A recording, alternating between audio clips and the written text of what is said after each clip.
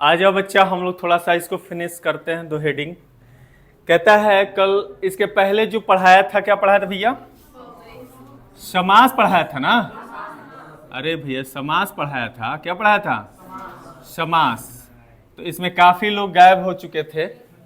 हाँ, क्योंकि ये बच्चा बोल दिया था कि सर मंडे से पढ़ाएंगे। नहीं बोला था? अच्छा, सर बोले थे।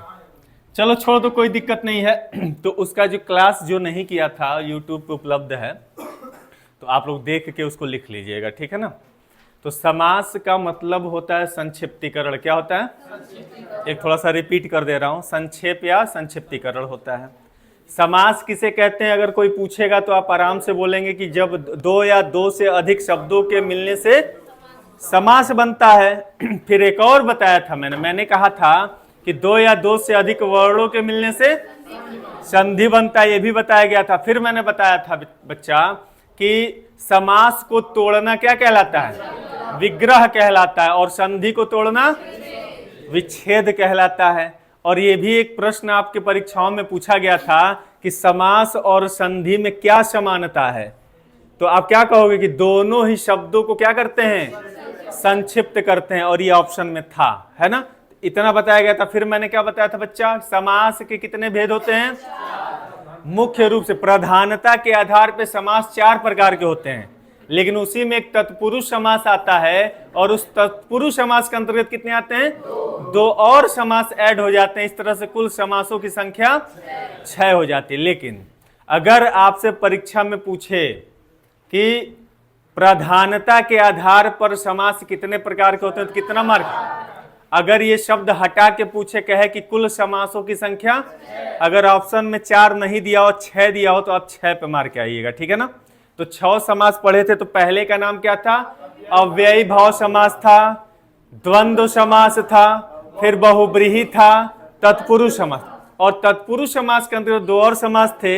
एक था कर्मधारय समास, एक द्विगु समास, और इस तरह से ये 6 थे। तो हम लोग बहुब्रीहि समास तक उस दिन क्लास में पढ़ चुके थे। आज हम पढ़ने वाले हैं पुरुष, तत्पुरुष समास। कभी लिखते लिखते समझ में नहीं आता क्या लिखा जा रहा है। चलिए अब देखिए, तत्पुरुष समास के अंतर्गत कितने आते हैं? 2 आते हैं। पहला आता है क्या? कर्मधारय समास, कर्मधारय समास। और जो दूसरा आता है वो द्विगु समास। क्या आता है बच्चा? द्विगु समास। तो एक काम करते हैं, ध्यान से देखिए। हम इन दोनों समासों को पढ़ लेते हैं, ठीक है ना? इन दोनों को पढ़ने के बाद हम किसको पढ़ेंगे? तत्पुरुष समास को पढ़ेंगे, क्योंकि तत्पुरुष समास थोड़ा सा लंबा है। इसके अंतर्गत भी हम 6 या 8 टाइप्स पढ़ेंगे, है ना? थोड़ा सा लंबा है। तो इन दोनों को पढ़ लेते हैं, क्योंकि थोड़ा सा अलग टाइप का है ये, है ना? उसमें 6 या 8 टाइप का जो हम लोग अलग से पढ़ेंगे, ठीक है ना? अब सुनिए, कहता है कर्मधारय समास किसे कहते हैं? तो ध्यान से सुनिएगा, बहुत ही ज्यादा इंपॉर्टेंट भी है और आसान भी है। ध्यान से देखिए, पहला पॉइंट याद रखिएगा। जहां पे भी आपको विशेष्य और विशेषण दिख जाए, क्या दिख जाए बच्चा? विशेष्य और क्या दिख जाए? विशेषण दिख जाए, ठीक है ना? तो आप कहां पे मार के आएंगे? कर्मधारय समास। मतलब कोई भी ऐसा शब्द आपको दिख जाए और उस शब्द में आपको विशेष्य भी दिख जाए और विशेषण भी दिख जाए, मतलब विशेषता बताई जा रही हो, है ना? तो वहां पे हमारा कर्मधारय समास होता है। क्लियर है? फिर दूसरा पॉइंट याद रखिएगा, जहां पर भी आपको उपमेय और उपमान दिख जाए। क्या दिख जाए बच्चा? उपमेय और उपमान। उपमेय और क्या दिख जाए? उपमान दिख जाए। तो वहां पे भी हम क्या समझेंगे? वो उस शब्द में कौन सा समास है? कर्मधारय समास है। उपमेय और उपमान में पढ़ा चुका हूं। उपमेय क्या होता है? जिससे इसकी विशेषता बताई जाए, सॉरी विशेषता थोड़े, तुलना, जिसकी तुलना की जाए और जिससे की जाए उसको हम उपमान। इतना तो पता है। अरे एकदम शाहरुख खान लग रहे हो, तो शाहरुख खान से तुलना हो गई ना, तो जिसकी तुलना की जाए वो हमारा उपमेय। तो अभिषेक एकदम शाहरुख खान लग रहा है, तो अभिषेक की तुलना की है ना, तो अभिषेक क्या हो गया? आप किससे कर रहे हैं? तो शाहरुख खान क्या हो गया? इस पूरा पढ़ाए थे आप लोगों को, क्लास किए होंगे तो याद आ रहा होगा, है ना। और ध्यान से सुनिए, जो कर्मधारय समास होता है, इसमें कहते हैं इसका उत्तर पद प्रधान होता है। उत्तर पद क्या होता है? प्रधान होता है। अगर कहीं पे आ जाए ऑप्शन में तो इस पे मार दीजिएगा, प्रधान होता है। तो कर्मधारय समास का उत्तर पद प्रधान होता है, लेकिन सबसे ज्यादा इंपॉर्टेंट ये दोनों लाइन है, ठीक है ना। आपका ये दोनों लाइन सबसे ज्यादा इंपॉर्टेंट है, और ये कई बार आपके एग्जामों में यहां से प्रश्न बना है, पूछा गया है कि किस समास में विशेष्य और विशेषण पाया जाता है, विशेष्य या विशेषण होता है, तो आप धड़ाक से मारेंगे कर्मधार। किस समास के अंतर्गत उपमेय और उपमान आते हैं, तो कहाँ मारेंगे? कर्मधार। तो ये विशेष्य और विशेषण और उपमेय और उपमान, ये शब्द बना के प्रश्न बनाया जा चुका है, क्लियर है। तो इसका परिभाषा के अंतर्गत इसको जरूर याद रखिएगा। जहां पे भी विशेष्य और विशेषण आ जाए, उपमेय उपमान आ जाए, है ना, या उत्तर पद प्रधान हो जाए, तो वह हमारा होगा कर्मधारय समास। जैसे मैं उदाहरण समझा रहा हूं, समझिएगा। कहता है बच्चा, मैं कहूं काला घोड़ा, क्या कहूं बच्चा? काला घोड़ा, काला घोड़ा। अब ये जो शब्द है ये किस समास के अंतर्गत आएगा, तो आप कहोगे सर कर्मधारय समास। तो मैं कहूंगा कैसे? तो आप कहोगे कि यहाँ पे काला घोड़ा जो शब्द है, तो इसमें क्या दिखाया गया है? ये विशेष और विशेषण है, मतलब घोड़े की विशेषता है कि वो क्या है? काला है। घोड़े की विशेषता है कि वो क्या है? काला है। तो जब विशेषता आ गया, जहां पे विशेषता जैसे शब्द आ जाएंगे, वहां पे डायरेक्ट क्या बन? कर्मधारय समास पे मार के आएंगे। मैं लिखूं काली मिर्च, क्या लिखूं बच्चा? काली मिर्च।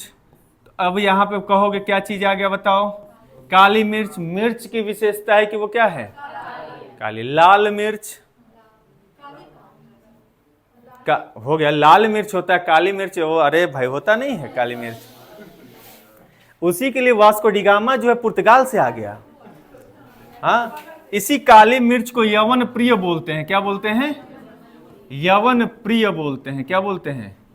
यवन प्रिय बोलते हैं। और ये पीसीएस में पूछा गया था बच्चा, इसी काली मिर्च को यवन प्रिय, ठीक है ना। और क्या हो सकता है बच्चा? मैं अगर कहूं चरण कमल, मैं लिखूं यहां पे क्या? चरण कमल। तो अब इस शब्द में बताओ कौन सा समास? तो कहोगे कि कर्मधारय। फिर मैं पूछूंगा कैसे पहचान किए भैया? तो कहोगे कि यहां पे तुलना किया गया है। और तुलना का मतलब क्या होता है? उपमेय उपमान। जहां पे तुलना किया जाए, मतलब चरण किसके समान है? कमल जैसा कोमल है। मतलब चरण का तुलना कमल की कोमलता से की गई है। नहीं पढ़ो, चरण कमल बंदो हरिराई, पढ़े थे ना हम लोग। तो वहीं से चरण कमल, मतलब मैं हरि के, है ना, कमल रूपी चरण की वंदना करता हूं। मतलब रूपी शब्द आ गया, मतलब तुलना कर रहा है वहां पे। मतलब जो चरण है वो कमल के जैसा कोमल और सुंदर है, क्लियर है। तो यहाँ पे तुलना हो गया। तो चरण की तुलना हो गई किससे? कमल के साथ। तो उपमेय उपमान आ गया। जहां उपमेय उपमान आ गया वहां पे भी आपका हो गया कर्मधारय समास हो गया। क्लियर हो गई बात? इतना लिखिए, फिर आगे बढ़ते हैं हम लोग। और भी उदाहरण मैं बता रहा हूं अभी। चलिए अब देखो, थोड़ा सा यहाँ पे उदाहरण मैंने लिखा है जो एग्जामों में पूछा जाता है, ध्यान से देख लो। कहता है बच्चा नील कमल, ये शब्द ये पूछा गया था एग्जाम में। नील कमल, नीले कमल की बात हो रही है, मतलब कमल की विशेषता है कि वो नीला है। विशेष विशेषण आ गया, तो यह हमारा हो गया। चंद्रमुखी, लौह पुरुष, है ना। तो लौह पुरुष में कहोगे, ध्यान से देखना, लौह पुरुष मतलब ये वल्लभ भाई पटेल के लिए यूज किया जाता है। वल्लभ भाई पटेल के लिए यूज होता है। तो आप कहोगे कि सर इसमें बहुब्रीहि समास है। क्यों? क्योंकि जब तीसरा पद आ जाता है, जैसे हमने उस दिन क्या देखा? दशानन। दशानन मतलब 10 आनन है जिसके, मतलब रावण। तीसरा पद क्या मिला? रावण के लिए यूज हो रहा है। नीलकंठ, नीला कंठ है जिसका, मतलब शिव जी के लिए। तो बहुब्रीहि समास है जो तीसरा पद आए। और यहां पे कह रहा लौह पुरुष, तो यहाँ पे दो तरीके से आ रहा है। एक तो लौह पुरुष सरदार वल्लभ भाई पटेल के लिए हो सकता है, और दूसरा अर्थ क्या हो रहा है? पुरुष मतलब जो लोहे के जैसा मजबूत हो, लौह पुरुष, यही आ रहा है ना भाव। तो यहां पे देखो, यहां पे आपको कंफ्यूजन होगा बहुब्रीहि। बहुब्रीहि में, बहुब्रीहि में और किसमें, कर्मधारय में। तो अब कहोगे कि सर किस पे मार के आएंगे, तो ध्यान से सुनिए। अगर लौह पुरुष दे दिया, ऑप्शन में अगर बहुब्रीहि और कर्मधारय दोनों है, तो उस कंडीशन में आप किस पे मार के आएंगे, बहुब्रीहि को ही आप प्रेफर करेंगे, उसी पे मार के आएंगे। अगर बहुब्रीहि नहीं होगा ऑप्शन में, उस कंडीशन में आप किसको मार के आइएगा, कर्मधारय को। उसी तरह से यहां पे लिखा हूं, देखिए पीतांबर, पीतांबर पूछा गया, इसीलिए दिया हूं, पूछा गया कंफ्यूजन करने, आपको कंफ्यूज करने के लिए। तो पीतांबर में क्या है बच्चा, ध्यान से सुनिएगा। पीतांबर हम पीला वस्त्र है जिसका, तो हम कृष्ण के लिए यूज करते हैं पीतांबर, कृष्ण के लिए यूज होता है ना। तो यहां पे तीसरा पद हमें कृष्ण मिला, उसके जरिए हम कह सकते हैं कि ये कौन सा समास है, बहुब्रीहि है। लेकिन यहां पे पीला वस्त्र है जिसका मतलब ये पीले वस्त्र उसकी उनकी विशेषता भी बता रहा है, उनकी विशेषता है ना पीला वस्त्र। तो यहां पे कौन सा समास हो गया, कर्मधारय हो गया। लेकिन फिर वही कंडीशन, अगर पीतांबर दे के पूछे और कहे आपसे कि बताओ इसमें कौन सा समास है, तो फिर ऑप्शन के अकॉर्डिंग जाएंगे, हम ऑप्शन को देखेंगे। और अगर ऑप्शन में ये दोनों है ऑप्शन में, तो उस कंडीशन में किस पे मार के आएंगे, बहुब्रीहि को मार के आएंगे, ठीक है ना। अगर बहुब्रीहि नहीं होगा ऑप्शन में, तब हम मार के आएंगे कर्म। वही काम यहां करना है। नीलांबर में, नीला अंबर है ना, अंबर की विशेषता मतलब आकाश की विशेषता है कि वो नीला है, तो विशेषता आ गया तो कर्मधारय तो हो गया। लेकिन तीसरा पद भी मिल रहा है ना, नीलांबर। नीलांबर किसके लिए यूज होता है, आसमान के लिए, वैसे हो गया आसमान, तीसरा पद मिल गया। तो यहां पे बहुब्रीहि भी है, क्या है बच्चा, बहुब्रीहि भी है, और क्या है आपका कर्मधारय है। लेकिन फिर से यहां पे वही कंडीशन, अगर ये दे के पूछे तो देखना दोनों है क्या ऑप्शन में। अगर दोनों होगा तो किस पे मार के आएंगे, बहुब्रीहि पे। अगर बहुब्रीहि नहीं होगा तो कर्मधारय। तो ये कुछ शब्द ऐसे आएंगे जिसमें आपको लगेगा कि बहुब्रीहि है, तो बहुब्रीहि अगर ऑप्शन में होगा तो मार दीजिएगा, ठीक है ना। ए भी दोनों दिया हो तो दोनों को मार के आना, ऐसा देगा ही नहीं, अभी तक दिया ही नहीं कहीं, है ना। मृगनयनी, मृग मने हिरण, अनयनी मने नयन मतलब आंख, मतलब जिसका आंख किसके जैसा हो, हिरण के जैसा आंख हो, उसकी विशेषता है ना भाई, उसकी आंख जो है सुंदर हिरण के जैसे है। तो यहाँ पे हमारे कर्मधारय। गजगामिनी, उसकी विशेषता है कि वो हाथी के जैसे चल रही है ना जी। तो ध्यान से समझो। अब देखो नवग्रह, इसको ध्यान से समझना। नवग्रह, यहां पे बच्चे गलती करते हैं। अभी हम पढ़ेंगे द्विगु समास। क्या पढ़ेंगे, तो द्विगु समास कहता है इसमें संख्या की प्रधानता होती है। किसकी प्रधानता होती है, संख्या। उसमें संख्या आएगा, चौराहा, तिराहा, चतुर्भुज, है ना, नवग्रह, है ना। यहां पे दे दिया नवग्रह। ध्यान से सुनना, दोनों में बड़ा कंफ्यूजन होता है और यहीं से प्रश्न बनता है। तो सुनो, एक शब्द लिख रहा हूं नवग्रह, ठीक है, और एक शब्द है नवग्रह। तो ध्यान देना, यहां पर नौ का मतलब होता है नया, नौ मतलब नया, अग्रह मतलब होता है घर। तो घर की विशेषता है कि वो कैसा है, नया है। तो यहां पे विशेषता बता रहा है, तो ये हो जाएगा हमारा क्या, कर्मधारय। और यहां सुनना, यहां नवग्रह है, तो कहोगे सर यहां पे भी तो नौ मतलब नया, नहीं, यहां नौ माने नौ, संख्या। हम 9 ग्रहों की बात कर रहे हैं। किसकी बात कर रहे हैं, संख्या में 9 ग्रहों की बात कर रहे हैं। बात समझ में आ रहा है। तो ये हमारा द्विगु समास हो जाएगा। और यहीं से पूछ दिया था एग्जाम में, बच्चे मार दिए थे यार, 9 गृह मतलब 9 घर, मतलब 9 ठो घर, और यहाँ पे 9 माने नया होता है ना। तो यहाँ पे अगर संख्या कर दिए तो आपका आंसर गलत मार क्या होगा, क्योंकि द्विगु को मार दोगे, ठीक है ना। तो इसमें थोड़ा सा कंफ्यूजन होता है, आप ध्यान दीजिएगा। क्लियर है, चलिए आगे बढ़ा जाए। हाँ, इसके बाद कौन सा हेडिंग था, द्विगु समास। द्विगु समास में भी कुछ है, बड़ा कंफ्यूजन होता है, अभी अब बता रहे हैं, देख लो। समास, द्विगु समास क्या कहता है बच्चा, ध्यान से सुनना। कहता है इसमें संख्या की प्रधानता होती है। किसकी, इसमें संख्या की प्रधानता होती है, इसमें किसकी प्रधानता होती है? संख्या की प्रधानता होती है, कि प्रधानता होती है। अगर इसका परिभाषा लिखना चाहो तो ऐसे लिख सकते हो कि जिस समास का प्रथम पद संख्यावाचक एवं अंतिम पद कोई संज्ञा होता है उसे हम द्विगु समास कहते हैं। अगर लिखना चाहो तो परिभाषा में लिख दे रहा हूं। जिस समास का प्रथम पद क्या हो?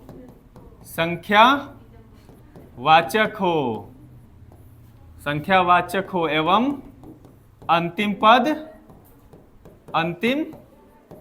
पद क्या हो? संज्ञा हो, तो उसे द्विगु समास कहते हैं। द्विगु समास कहते हैं। तो ये भी परिभाषा से भी पूछा जा चुका है प्रश्न कि किस समास में संख्यावाचक शब्दों की प्रधानता होती है, तो आप मार्क आएगा द्विगु समास में। जैसे पहला जो बताया हूं वही लिख लो, बहुत ज्यादा इंपॉर्टेंट। नवग्रह है ना, नवरत्न का मतलब 9 रत्नों का समूह। यहाँ पे 9 रत्नों के समूह की बात हो रही है, संख्या में 9 है। नवग्रह 9 ग्रहों के समूह की बात हो रही है, नवग्रह है ना। यहाँ नया ग्रह मार के आओगे तो गड़बड़ा जाएगा, है ना। मैं लिखूं तिराहा, क्या लिखूं बेटा? तिराहा माने बताओ अभिषेक? जहां पे 3 रास्तों का जो समूह होगा, 3 रास्ते आके में तिराहा, है ना। मैं बोलूं चौराहा, क्या बोलूं? चौराहा माने 4 रास्ते। यहाँ 4 संख्या आ गया ना, जहां पे संख्या आ गया आप आंख बंद करके द्विगु समास पे मार के आएंगे। मैं कहूं चतुर्भुज, यहीं पे तो समझना है।